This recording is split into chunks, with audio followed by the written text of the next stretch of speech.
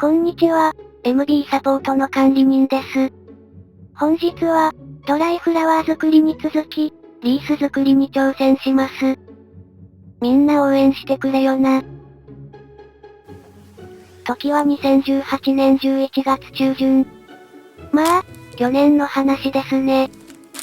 人生初のクリスマスリースを作るべく、100均でこれだけのものを購入しました。これと同時進行で、見切り品のバラでドライフラワー作りに挑戦していました。その様子は、前回投稿したビデオをご視聴ください。クリスマスリースに飾るこれらの装飾品は、宗教的な意味合いが強く、魔除けや豊作を願う意味も込められています。私は、それらの事情を一切無視して、装飾品として楽しみたいと思います。この段階では、基調色を決めかねています。針葉樹をイメージした緑にするのか、情熱的な赤にするのか、秋をイメージした暖色にするのか、雪をイメージした白にするべきか、悩むところです。豊作祈願の松ぼっくりは、知り合いに頼めばいただけますが、虫がいる場合があるので、煮沸消毒する必要があります。管理人は虫が大嫌いなので、それをする気にはなりません。おとなしく3個100円のこれで満足します。あと、ゴールドと秋色の葉っぱも買いました。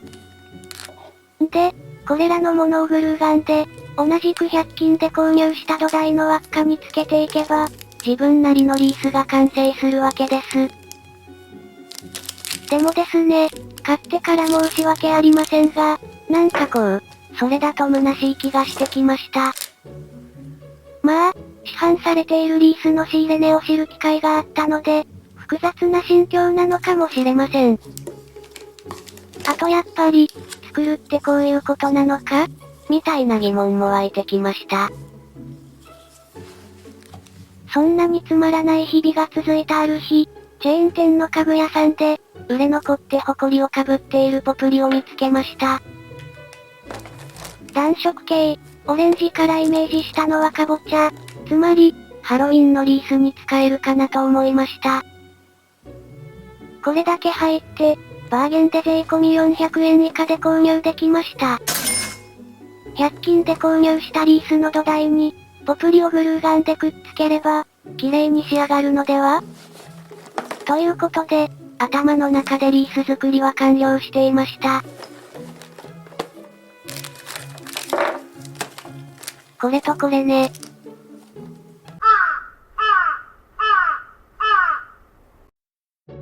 年が明けて、風邪をひいて、私のコーヒーテーブルの上は散らかっています。年末に挑戦したドライフラワー作りなんですが、一時的にウォータージャグに挿して飾ってあります。しかしですね、60センチの天板にこれを飾ると、テーブルを広く使えないのです。だったらですね、もう十分楽しんだし、このドライフラワーでリースを作ってみてはどうだろうか？そう思ったわけですよ。まあ、ドライフラワーが完成した時、そう思ったのですがね。まずは100均で購入した土台の構造を確認します。バラの茎が余るので、捨てるのがもったいないかなと思いまして。中に土台となる輪がありますね。はい、これが私の作ったドライフラワーです。でね、この茎で土台を作れないものか？全部ではありませんが、こんな太い茎もあります。この引っ掛ける部分は、100均の麻紐を使います。でまあ、手芸屋さんで購入した糸で縛ります。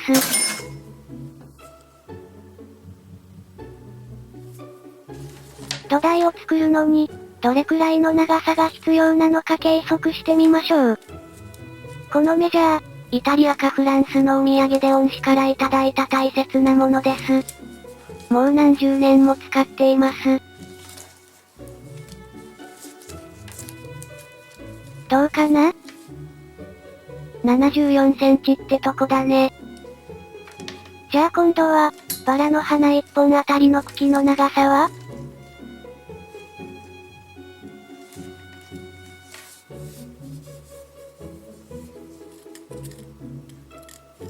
花首を落とすので、42センチってところだね。つまり、輪を作るのに2本は必要だね。まずは、吊るす時間が少なくて、花首が下がってしまったオレンジのバラを使います。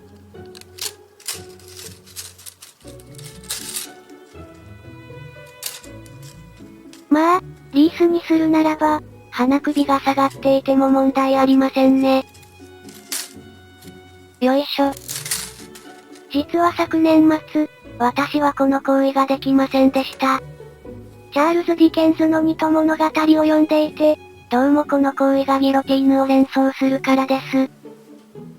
今はブラム・ストーカーの吸血鬼ドラキュラを読んでいるので、心にゆとりがあります。と言っても、震度4の地震を食らった時は、ドラキュラ伯爵の仕業だと本気で思ったりなんかして、結構のめり込んでしまいます。もちろん、レファニャの吸血鬼カミーラも購入済みです。あ、そうそう、バラのトゲに気をつけましょう。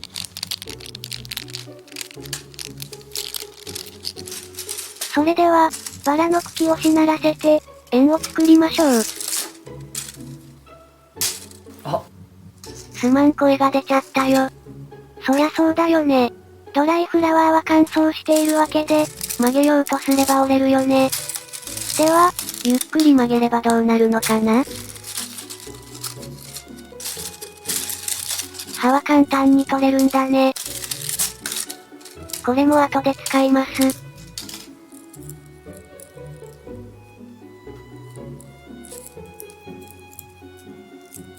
こんな感じで、ごまかせるかな？ちょっと、5倍速。このゆるく丸めた場所が、切れなければ OK なのですが。なんか、いけそうな気がしない？でも結局バキって折れたから、長さが足りません。もう1本追加します。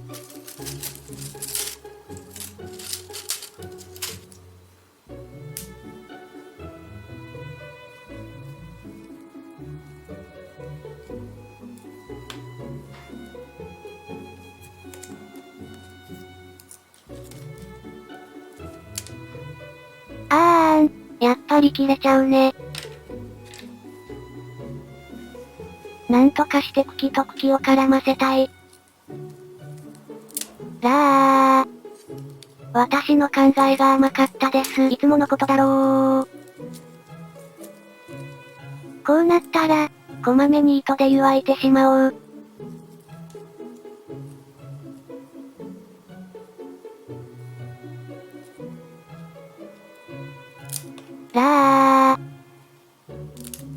私、リースを作る自信がなくなりました。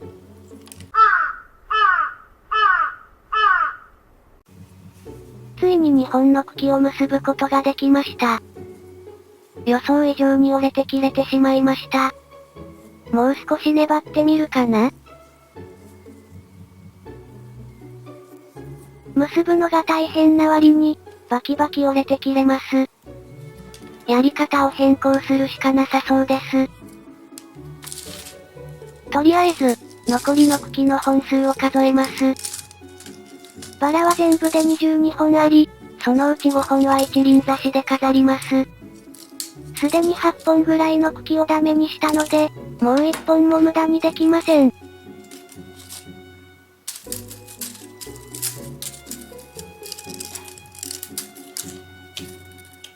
このバラは、素敵な瓶に入れて飾ろう。なぜ8本もダメにしたのか？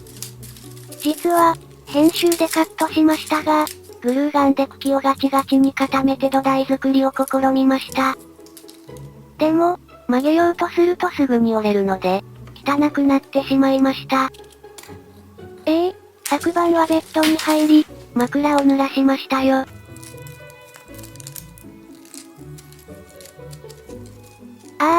また一本折れてしまった。もう無理なことがわかったんだから、曲げようとするなよ。そうそう、1月1日から4日間、某古本屋さんで 20% 割引をしていました。毎日5、6冊、文庫本を買っていました。1冊だけ写真集を買いました。その結果、21冊の文庫本と、1冊の写真集と、インフルエンザを得たわけです。まあ、解熱剤が効いたので、まだ良かったのですが。この8本のバラの茎で、リースの土台を作るしかありません。これがリースに飾るバラです。ある程度まとまった葉も使います。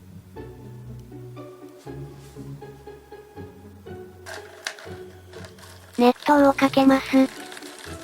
うわー、緑茶のいい香りがします。この洗面器は、こういうことをする専用に購入しました。だから安心してください。ドライにしたりウェットにしたり、ごめんなさいね。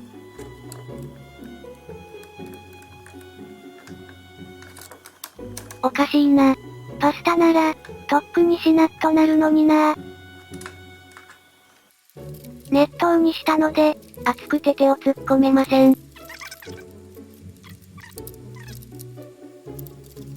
これ、50分くらいやっていますが、確かにしなってきています。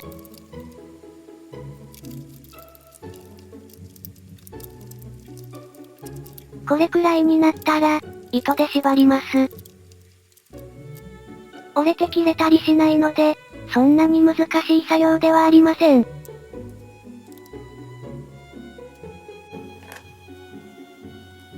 順調でしょ？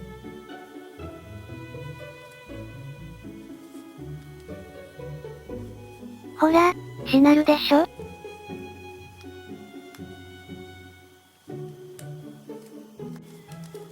いびつではありますが、バラの茎でリースの土台ができました。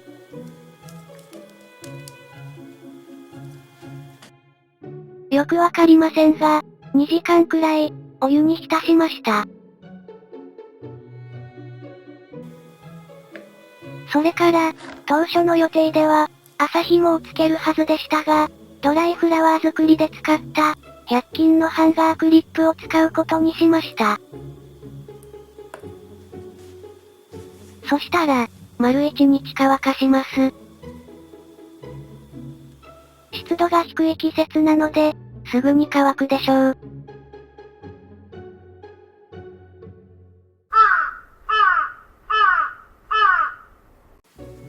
昨晩はぐっすり眠れました。どうですか、この手作り感半端ない、リースの土台は。そうそう、ハンガークリップは挟むだけなので、いつでも好きな場所に移動できます。麻紐で結ぶより、使い勝手がいいです。あと、形を調整するために、20センチの物差しをつっかえ棒として利用しました。バラの茎、9本を無駄にしなければ、もう少し太い土台を作れたのですが、そこは手作りゆえに、自分としては愛着が湧くわけでして、この弱々しい土台も、自分なりに良いのかと思いました。ここまでバラの茎と糸だけで作ったので、この際グルーガンを一切使わずに作ろうかと、そんな野心が芽生えてきました。一応、グルーガンを使って失敗した土台も見せましょう。ひどいものでしょ？こんなの、納得できるわけありません。土台の多くの部分は隠れてしまいますが、なんかものづくりとは違うような気がしてなりません。それでは、この土台に飾りをつけていきましょう。まず、肉付けする感覚で、ある程度まとまった葉っぱをつけたいと思います。とはいうものの、どうやってつけていくべきか？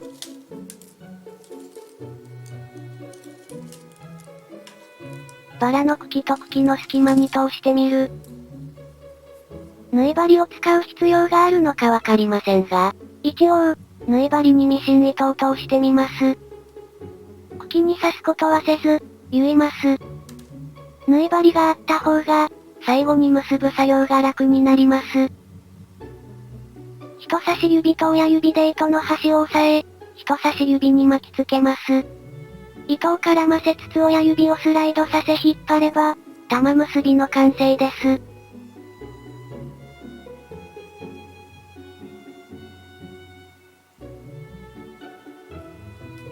とりあえず、ボタン付けの要領で、結ぶか？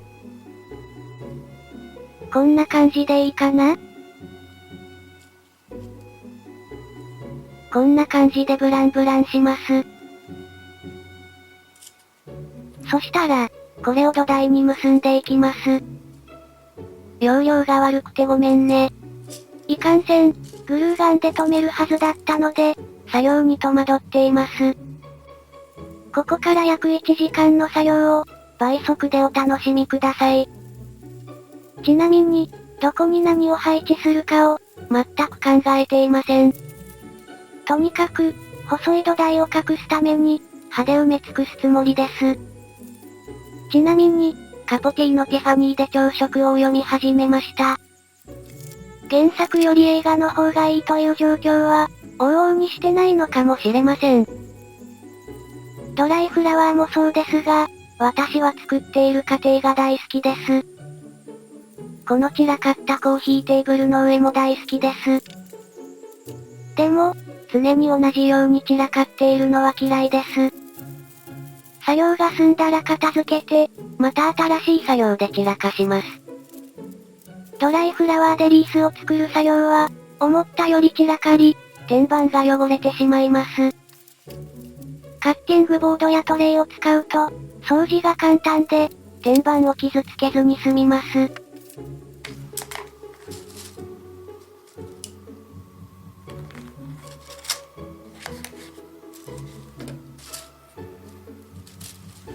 そろそろ、2節以上の刃がなくなったので、どうしようか？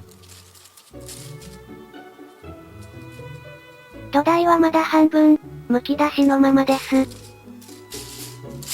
刃を1枚ずつつけていくのは、さすがに辛い作業です。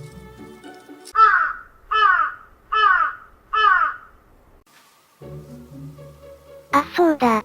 霞層が3本あるんだ。残り半分は、これをつければいいよね。左右非対称にすることで、色々ごまかせるはずです多分。じゃ、切り分けるか。切ったら、トレイの上に置きます。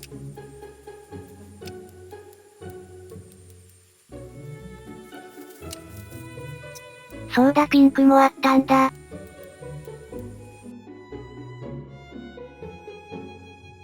美しいね。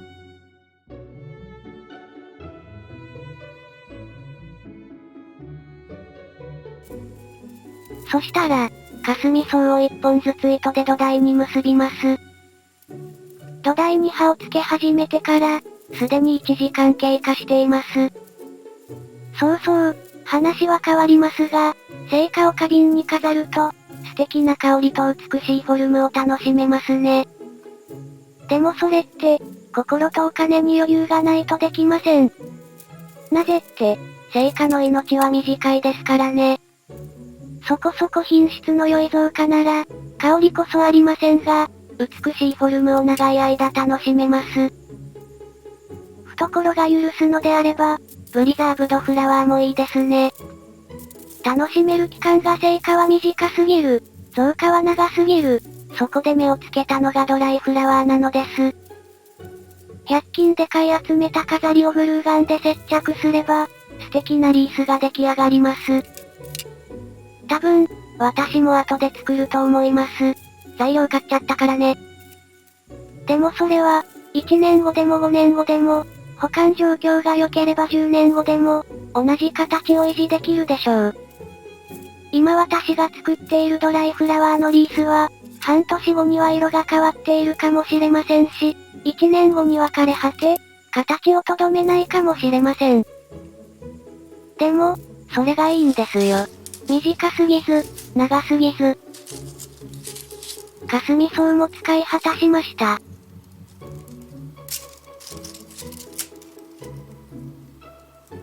今のところ、納得できていません。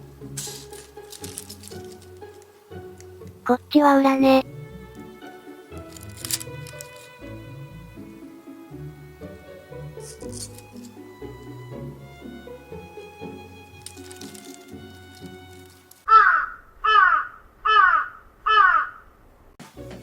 さあ、ここからは大詰め、バラの花をつけていきます。最初は花首をきつく結ぶだけではなく、額にも糸を絡めました。しかし、何個かつけているうちに、額が脆いことに気がつきました。それからは、花首にきつく結ぶだけになりました。刃をつけるときに言いましたが、ボタン付けと同じ要領です。さて、今のところ納得できないワガリースですが、仕上げのバラをつけることで、良い方向に行くのでしょうか？ここからまた早送りになりますが、先につけたバラの葉が、糸に引っかかって邪魔をするわけです。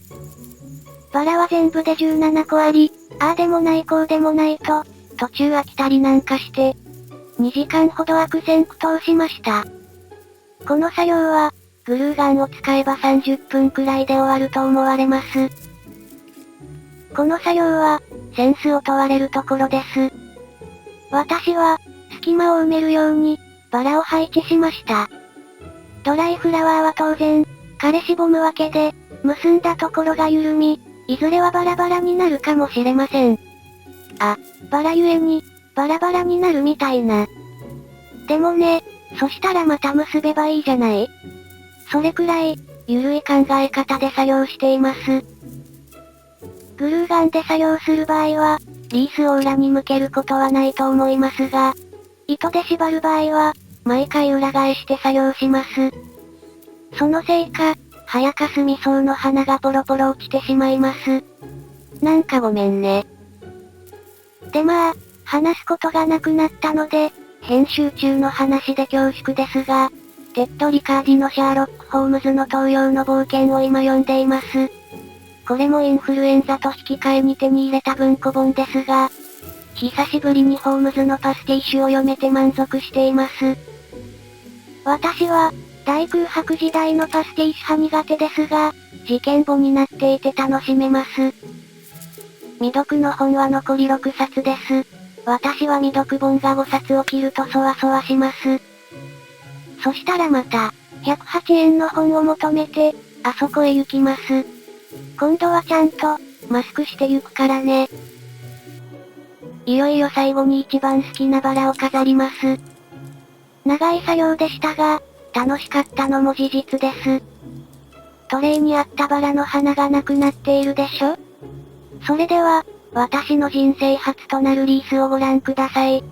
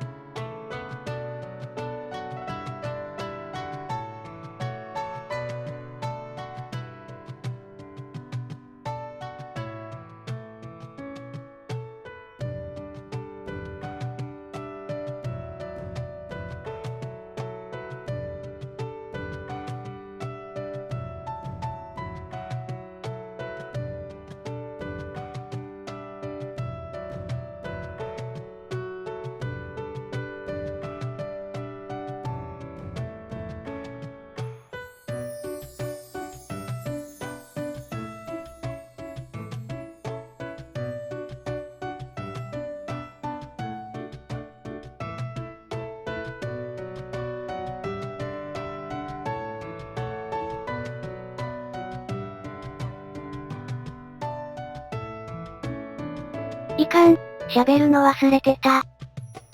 霞層をつけた段階では、私は納得していませんでした。しかし、17個のバラをつけた今、とても満足しています。それは、失敗も含めて6時間の作業を経た、自己満足なのかもしれません。今はとても清々しく、作ってよかったと思っています。こうしてリースのある生活が始まりました。使ったバラは17本、霞層3本、案分計算で1962円。パッチワーク用糸、238円。ハンガークリップ1個、案分計算で18円。かかった費用の合計金額、税込み2218円。手作りリースのある生活。プライスレス。このセリフ、一度言ってみたかったのです。長くなってしまったこのビデオ、最後まで見てくれて、ありがとうございました。MB サポートでした。